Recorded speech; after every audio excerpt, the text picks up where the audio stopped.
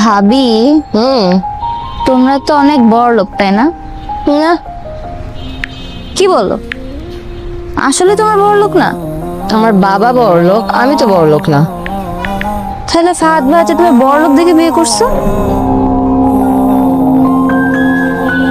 কে বলছে এটা তোমাকে? এটা তো বাসার সবাই জানে। দেশের সবাই জানে। আরে হ্যাঁ, ফাহাদ ভাইয়ের তো আগে একটা গার্লফ্রেন্ড ছিল, বাসায় বলছিল মেয়েটার কথা, রাজিও, মানে সব ঠিকঠাক ছিল আর কি। পরে হুট করে একদিন শুনি চেয়ারম্যানের মেয়েকে দেখো। আমার না মেয়েটার জন্য খুব খারাপ লাগে, কে জানে কোথায় আছে, কেমন আছে। মেয়েটাকে তুমি চেনো না? না তো। কখনো দেখো নাই? না। শিওর ছিল না? আরে হ্যাঁ,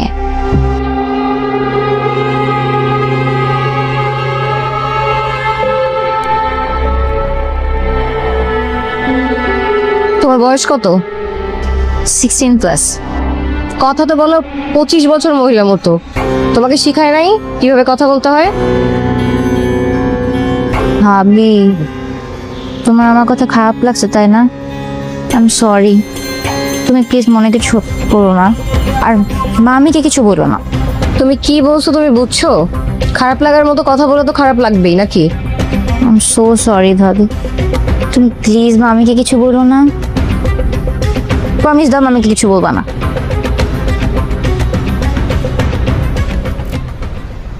ভাবি smile.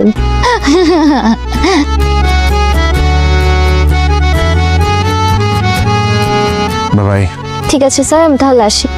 Mira, this is not office. ওকে ঠিক আছে ফাহাদ ভাইয়া, আমি আসি। আর এই ভাই আর জ্বালায় আর বাঁচি না। স্যার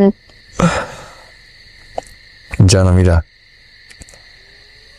তোমার সঙ্গে কথা বলতে বা টাইম পাস করতে আমার অনেক ভালো লাগে।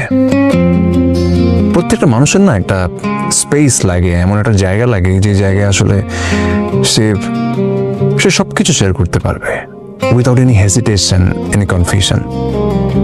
ধরো এমন অনেক কথা আছে যে কথাগুলো তুমি হয়তো তোমার পার্টনারের সাথে শেয়ার করতে পারবে না, কিন্তু ঠিকই আমার সঙ্গে শেয়ার করতে পারবে ফ্রিলি।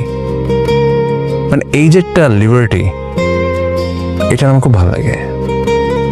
তোমার সঙ্গে যখন থাকি বা কথা বলি, I don't feel any stress. মানে আমার কোনো স্ট্রেস লাগে না।